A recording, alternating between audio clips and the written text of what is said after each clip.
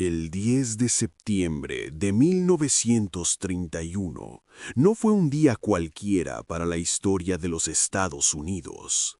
Ese día, un golpe perfectamente ejecutado no solo decidió el destino de un hombre, sino que transformó para siempre la estructura del crimen en el mundo moderno. Estamos hablando del ascenso de una leyenda, un sujeto que se adueñó de las peligrosas avenidas de la Gran Manzana con una visión que mezclaba la brutalidad de la vieja escuela con la eficiencia de una corporación de Wall Street. Charles Lucky Luciano.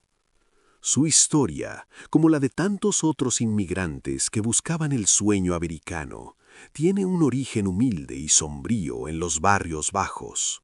Sin embargo, gracias a una astucia fuera de serie y una ambición que rayaba en lo visionario, Luciano pasó de ser un simple ratero de esquina a convertirse en el arquitecto del crimen organizado. Fue, en muchos sentidos, el gángster más competente y estratégico que jamás haya pisado el mundo de Lampa. Hoy vamos a desglosar la vida de este legendario capo, el verdadero padre de la mafia moderna en los Estados Unidos. El despertar de una piraña, los orígenes de Salvatore Lucania. Todo comenzó en 1907, cuando una familia siciliana llena de esperanzas desembarcó en Nueva York.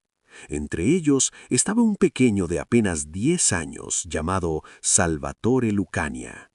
El ambiente de la ciudad era una olla a presión de culturas, pobreza y violencia, el escenario perfecto para que el joven Salvatore endureciera su carácter.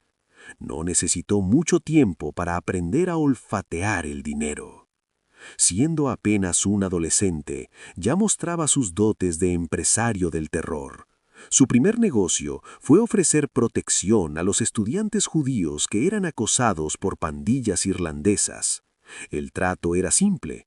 Si querían seguir caminando con todos sus dientes, debían pagarle 5 centavos a la semana. Antes de cumplir los 15 años, Salvatore ya acumulaba un expediente judicial lo suficientemente grueso para asustar a cualquiera. Pero su suerte cambió el día que intentó extorsionar a un niño inmigrante polaco llamado Meyer Lansky. A diferencia de otros chicos, Lansky no bajó la mirada. Era altanero, inteligente y sumamente ambicioso. En lugar de terminar en una pelea, ese encuentro forjó la alianza más importante de la historia criminal de Estados Unidos. Lansky se convirtió en el hombre de confianza de Luciano y más tarde en su director ejecutivo de negocios. Lansky era un genio de los números, un tipo duro, pero sobre todo alguien con una cualidad extraña en el crimen. Era absolutamente honesto con sus socios. Ambos comprendieron algo revolucionario. Si aplicaban el modelo corporativo americano a sus actividades ilícitas, no solo evitarían que un solo individuo se quedara con todo, sino que podrían distribuir las ganancias de manera equitativa, dándole al crimen organizado una estabilidad nunca antes vista. A este dúo se uniría pronto otra mente privilegiada, Arnold el Cerebro Rothschild, un financista millonario que le enseñó a Luciano que la vida se puede amañar a favor de uno si se tiene la inteligencia necesaria. Con él, Luciano aprendió a ganar millones y a dejar atrás la delincuencia callejera para entrar en las ligas mayores. La guerra de los Castellamaresi.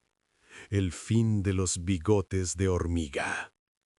Luciano no tardó en subir escalones hasta convertirse en el sicario estrella de Giuseppe Joe el Jefe, Masseria, el capo más poderoso de la mafia italiana en Nueva York en aquel entonces.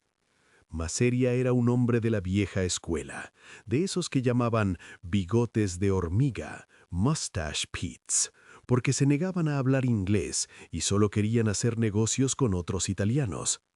Luciano, por el contrario, quería expandir el horizonte y colaborar con mafiosos judíos e irlandeses, algo que Maseria consideraba una traición a las tradiciones sicilianas. En 1925, el panorama se complicó con la llegada de Salvatore Maranzano, otro siciliano que venía decidido a conquistar la Gran Manzana. La rivalidad entre Maseria y Maranzano desató la sangrienta guerra de los Castellamarese. Entre 1930 y 1931, las calles de Nueva York se convirtieron en un campo de batalla, con tiroteos diarios y un salvajismo que recordaba al viejo oeste. Luciano, atrapado en medio, decidió que ya era suficiente. La guerra era mala para los negocios porque atraía demasiada atención policial. Haciendo gala de su pragmatismo letal, Luciano contactó a Maranzano y le hizo una propuesta. Él mismo se encargaría de eliminar a su jefe, Maseria, si a cambio se le permitía mantener su poder y autonomía. El trato se cerró. El 15 de abril de 1931, Luciano invitó a Maseria a un almuerzo en el restaurante Scarpatos en Coney Island. En medio de la comida, Luciano se levantó para ir al baño, una escena que inspiraría años después a Francis Ford Coppola en El Padrino. Y mientras se lavaba las manos, sus muchachos entraron y acribillaron a Joe el jefe. Con Maseria fuera del camino, la guerra terminó, pero la paz sería breve. Maranzano se autoproclamó capo di tutti capi, jefe de todos los jefes, y dividió la ciudad en lo que hoy conocemos como las 5 familias. Aunque el sistema era organizado, Maranzano cometió un error fatal. Se puso a sí mismo en la cúspide de una pirámide, ignorando el trato de igualdad con Luciano. Peor aún, al saber que Luciano era un peligro, Maranzano contrató a un asesino irlandés para eliminarlo. Sin embargo, Luciano tenía oídos en toda la ciudad. Se adelantó y el 10 de septiembre de 1931, 4 de sus hombres disfrazados de agentes federales entraron en la oficina de Maranzano y lo silenciaron para siempre con puñales y pistolas. La ley seca, el trampolín hacia el poder absoluto. Para entender cómo estos hombres se volvieron tan poderosos, hay que hablar de la Ley Seca de 1919. El gobierno de los Estados Unidos creyó que prohibir el alcohol mejoraría la moral del país, pero lo que hicieron fue entregarle un cheque en blanco a la mafia. Sujetos como Al Capone, Meyer Lansky y Lucky Luciano se enriquecieron de la noche a la mañana saciando la sed de los americanos. Pasaron de ser criminales de poca monta a convertirse en ejecutivos de traje y corbata que manejaban una compleja red de importación, producción y distribución. Ese dinero se transformó en poder político. Compraron policías, jueces y alcaldes.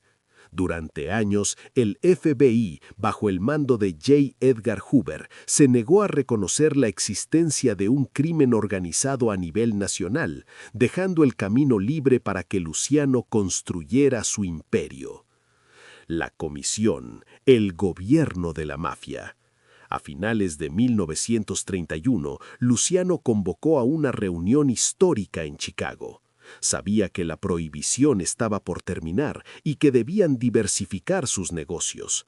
Ante 20 líderes mafiosos de todo el país, Luciano propuso algo inaudito: la creación de la Comisión. En lugar de pelear por territorios como animales salvajes, las familias criminales se organizarían como una junta directiva. Luciano tomó a las bandas callejeras y las convirtió en una corporación omnipresente que gobernaría el AMPA durante los próximos 60 años.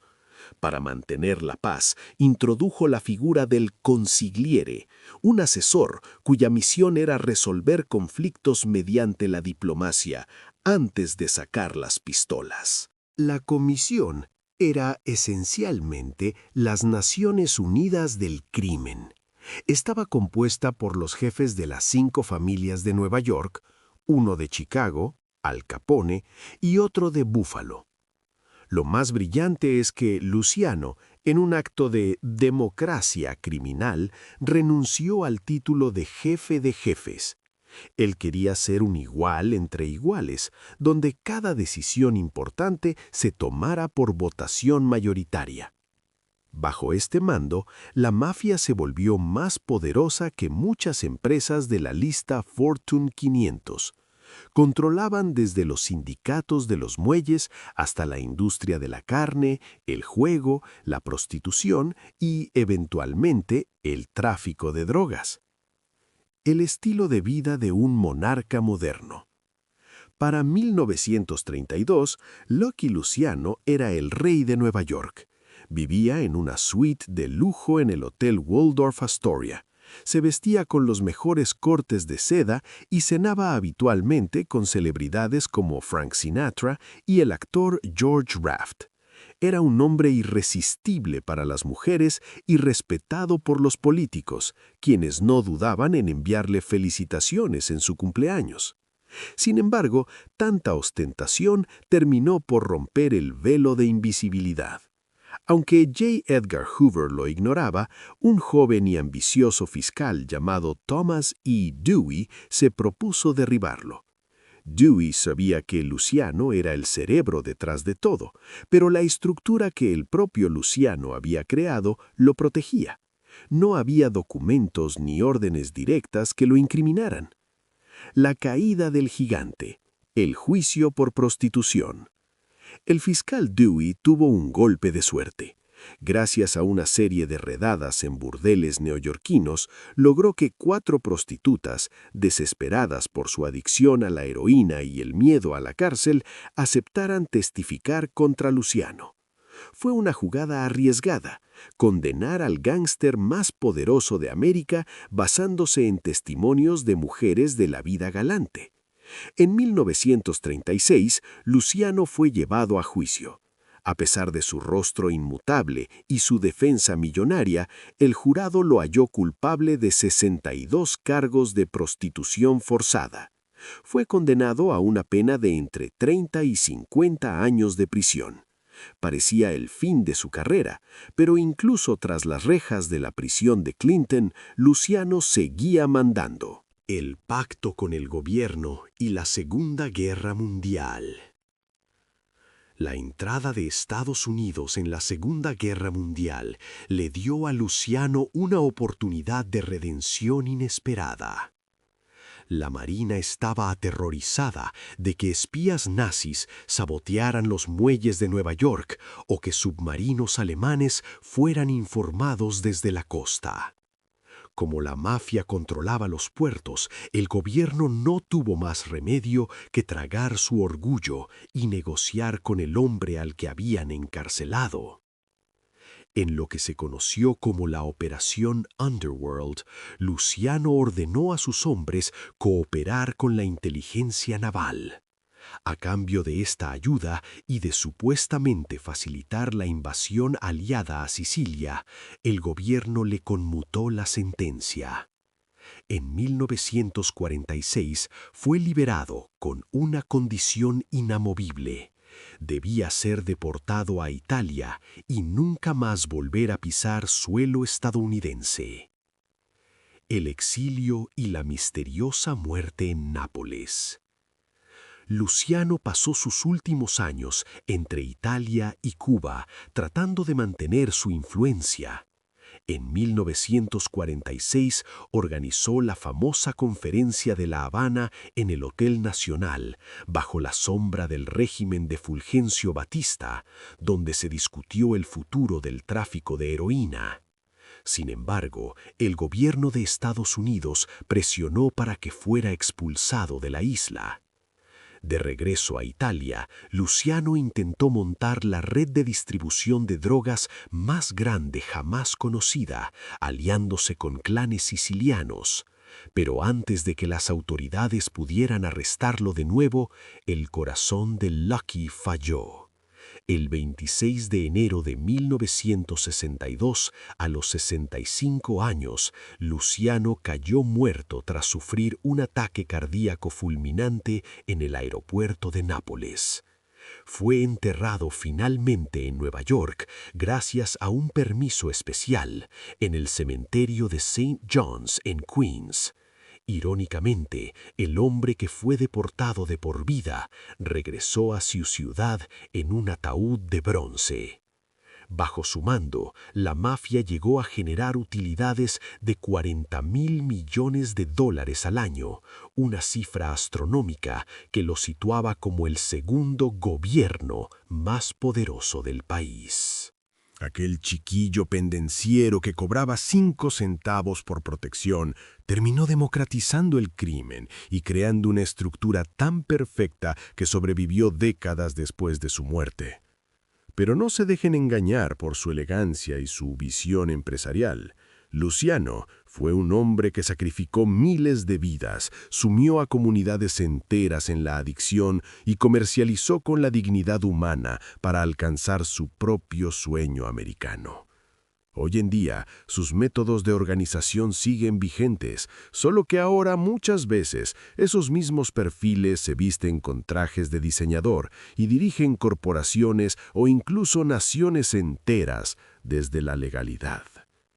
Esperamos que este recorrido por la vida del hombre que reinventó el crimen te haya sido útil. Charles Lucky Luciano fue un villano con mente de genio, un estratega que entendió el capitalismo mejor que muchos economistas de su época.